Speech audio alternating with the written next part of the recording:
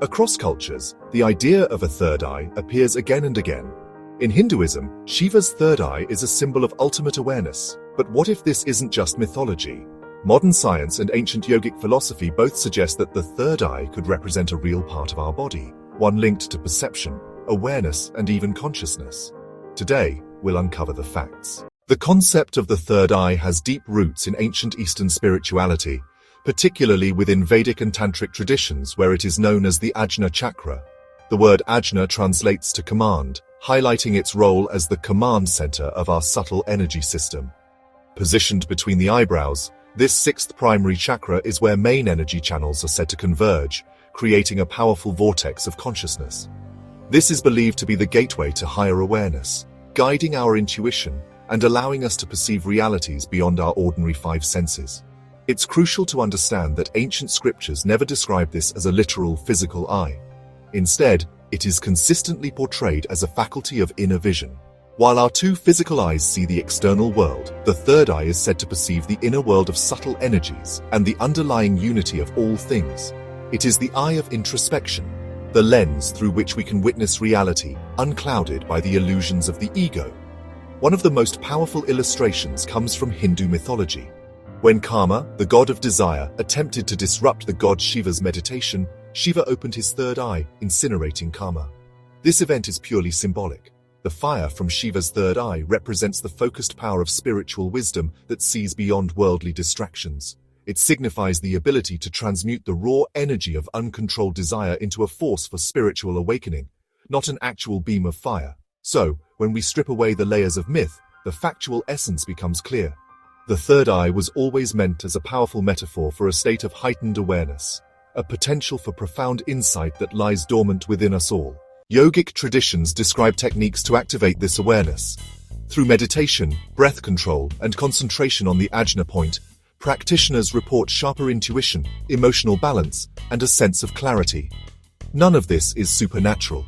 These are measurable effects of deep focus and meditation. In fact, studies have shown that meditation increases gray matter density in the prefrontal cortex and improves regulation of emotions.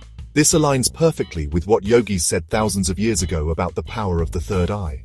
For centuries, these ideas were the domain of mystics and philosophers. But now, science is beginning to explore this inner world, and its findings are nothing short of extraordinary. Deep in the geometric center of our brain, protected by its intricate folds, lies a tiny pinecone-shaped structure no bigger than a grain of rice, the pineal gland. Its central location alone has captivated thinkers for ages. The 17th century philosopher René Descartes famously called it the principal seat of the soul. He reasoned that since it was the only singular, unpaired organ deep within the brain, it must be the primary point of connection between our physical body and our non-physical consciousness. On a biological level, we know the pineal gland is our master timekeeper. It responds to light and darkness, producing melatonin to regulate our sleep-wake cycles. This isn't just about getting a good night's rest. It's about governing the fundamental rhythm of our lives, influencing our perception, and connecting us to the planet's daily cycle.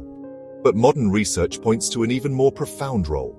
There is a growing body of evidence, though still debated, suggesting the pineal gland may be capable of producing trace amounts of DMT.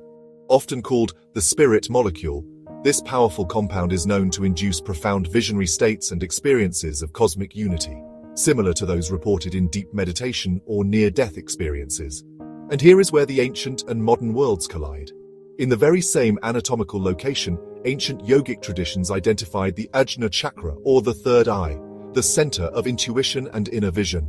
This is far more than a simple coincidence. It's a stunning convergence, suggesting that ancient sages, through deep introspection, possessed an intuitive anatomy, sensing the profound spiritual significance of this gland long before science could even name it. This bridge between the spiritual and the scientific reveals that the quest to understand consciousness is a journey both inward and outward.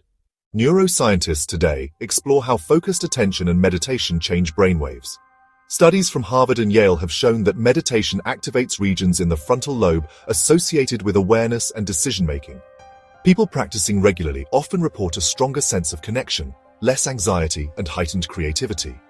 These are real, documented benefits, and they mirror the ancient claim that the third eye brings wisdom and balance.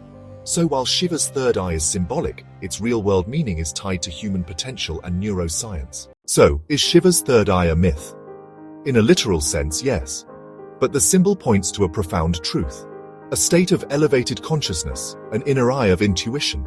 Modern science is even beginning to chart this journey, seeing tangible changes in the brains of meditators.